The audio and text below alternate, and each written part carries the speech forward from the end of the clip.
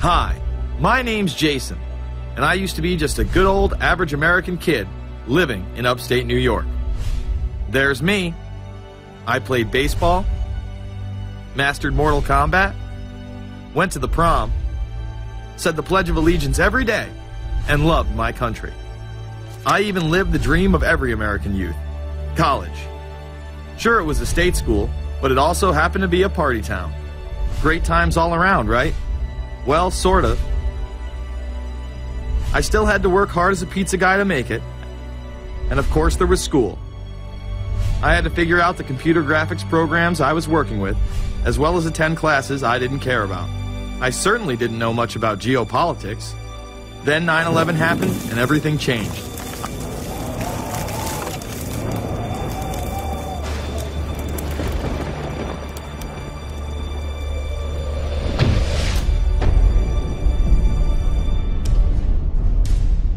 I was pissed. How dare the Muslim extremists massacre all those people? But was it all true? Prior to the invasion of Iraq, something didn't seem right. I then did a startling thing. I actually took a look at what happened that terrible September day. What I found horrified and angered me to such an extent that I took action. We were lied to, and lied to big time. Before I knew it, I went from a normal college student to the political guy at the party to one of the guys that brought you the first internet blockbuster, Loose Change. The film would not only change my life, but countless others as well. So if you've ever seen Loose Change, the documentary about September 11th, conspiracy theorist documentary, it is riveting. Oh, like, yeah. you watch it, and by the end, not even the end, 10 minutes in, you're like... You got your car packed, your head...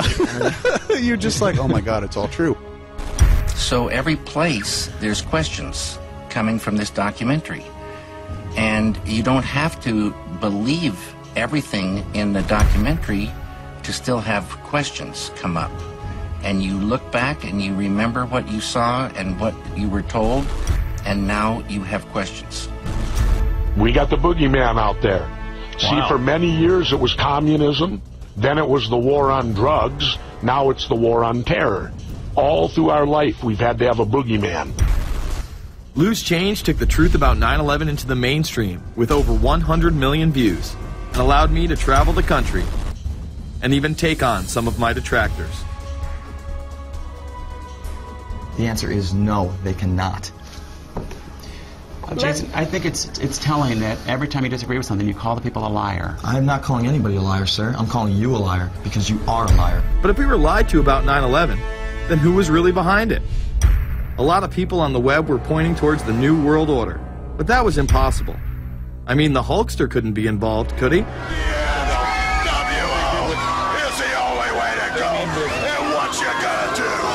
So I set out to find out if the New World Order really existed. And if it did, what was it? Who was involved? And what were their goals?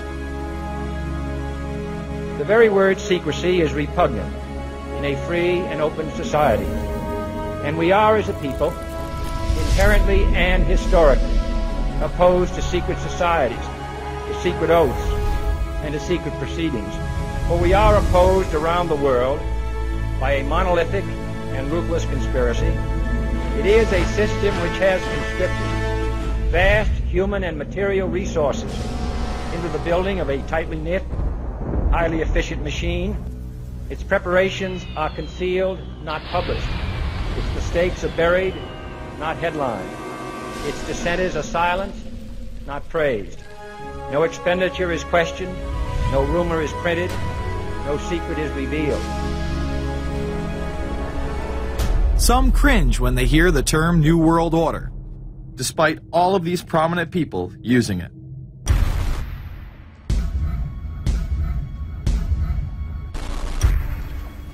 The world that maybe some people dreamt of at that conference back in Bournemouth, when it looked as if maybe history would end, that liberal democracy would triumph, that free market economics would slowly progress, and we'd have a new world order.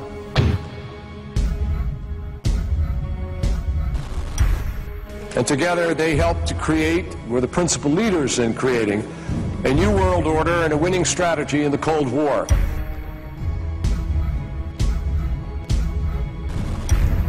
We are part of a new world order. And as the recently departed Admiral William J. Crowe once said, it's long on new and it's short on order.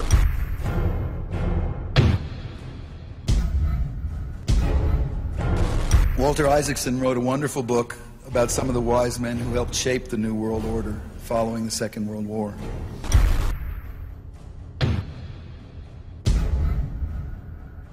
As we devise a way forward in Iraq, I urge the international community to embrace its responsibility for creating that new world order.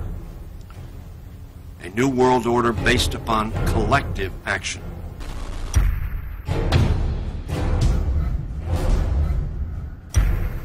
The transatlantic partnership was never just the foundation of our security.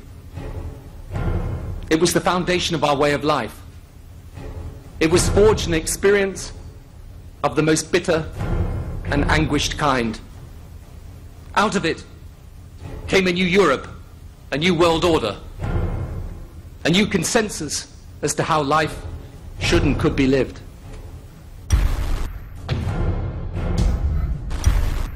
And just like that, it was gone. It was a new world order. That's what President George H. Bush said. Harvard historian Francis Fukuyama pronounced the end of history. In fact, when it is used, that person is often dismissed out of hand because of the perception that it is nothing more than a conspiracy theory. Actually, the idea of global governance and a one world order has been around for centuries, and the term New World Order has been used frequently in recent history. The New World Order means different things to different people, but to those who expect to be in control of it, it means the same thing. It means all the world under their control. They believe that somebody must rule. After all, people are too darn dumb to know how to rule themselves. They figured that that's their role. The first in-depth publication of note was Samuel Zane Batten's work, The New World Order, which was published in 1919. Under the cloak of Christianity, this order speaks of a new world rising and advocates social control over all people and all resources. It promotes a world federation with a world parliament, an international court, and a global police force. Some of its goals are as follows. Community. The danger and loss in crime and degeneracy. The determination to make community life safe, sanitary, wholesome, and moral. Industrial. The disappearance of class distinctions and the solidarity of all interests in the economic process. National. The conception of the nation's welfare as the supreme concern, with the policy that everything shall contribute to this end, and every person must do some useful work. International. The creation of an international mind, with a world consciousness and a world patriotism. The destruction of every arbitrary power that can separately and of its single choice disturb the peace of the world. World government is good, right? It put an end to war. Well, it could put an end to war because you just only have one dictator. I think Adolf Hitler had that in mind. He wanted a world government too, with himself as the master leader. Many have regarded Hitler as the apex of evil, a true heart of darkness. But how many people know that Hitler had his own vision of a new world order? Hitler had been promoted by the establishment. He graced the cover of Time magazine many times and was their Man of the Year twice. His vision was simple: unify Europe and then the world. The only real difference was that his order was racially motivated, instead of being based solely on religion. He even wrote a lesser-known follow-up to Mein Kampf in 1928 that many have dubbed My Order, or New World Order. President Roosevelt would condemn this order prior to World War II. Nazi forces openly seek to establish systems of government based on the regimentation of all human beings by a handful of individual rulers who seize power by force.